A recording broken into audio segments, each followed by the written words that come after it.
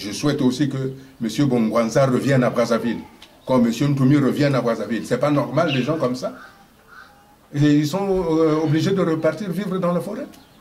Tous nos jeunes qui sont là-bas, qui sont dans les forêts, doivent rentrer à Brazzaville. C'est notre pays. Nous devons construire le pays. Et pour construire le pays, commençons par le plus simple. Donnons de l'eau courante à chaque famille. Donnons de l'électricité à tout le monde, au moins dans Brazzaville. Il n'est pas normal qu'une ville, capitale comme Brazzaville, qui fut la capitale de la France libre, n'ait pas de courant. Hein? Et comment peut-on créer des entreprises? On n'a pas d'eau, on n'a pas de courant. Je crois que voilà le chemin que je propose. En tout cas, je pense que M. Sassou me connaît. Il connaît que je ne lui ai jamais manqué de respect. Je parle de manière responsable vis-à-vis de lui. Je ne l'insulte pas. Mais je dis ceci, que le président doit tenir ses engagements, qu'il a dit que le peuple congolais doit sortir de la pauvreté. Et pour sortir de la pauvreté, il nous faut créer des entreprises. Créons des entreprises pour faire de l'emploi. Avec de l'emploi, on va donner des revenus. Donc mettons en place une politique de revenus. Cela est possible. Mais pour cela, que le président prenne la grande décision de légiférer par voie d'ordonnance. On met entre parenthèses les élections législatives, mais on met un gouvernement d'union nationale.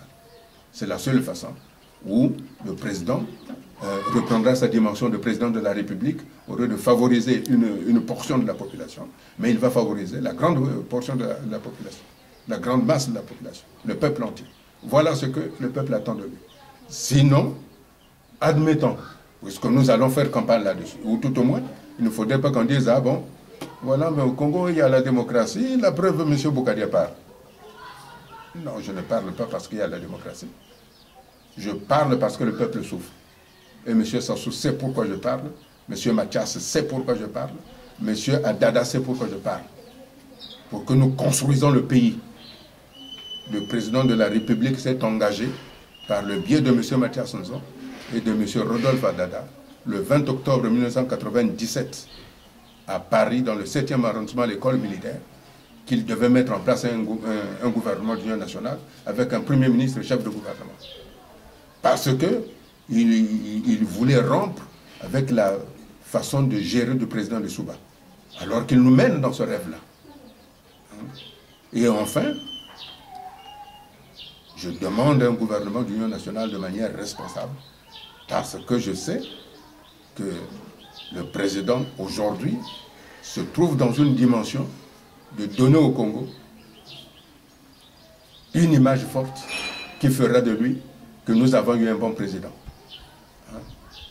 Non, je vous l'ai déjà dit la dernière fois, que M. Ben Ali, M. Moubarak, M. Saleh, M. Kadhafi ont été trahis par ses propres amis.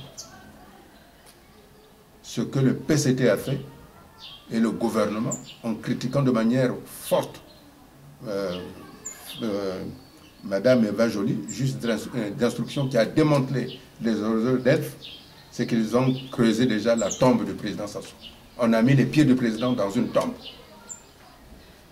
Et la seule façon de s'en sortir, c'est qu'on mette en place un gouvernement national. Voilà, monsieur. Je vous remercie, monsieur le président.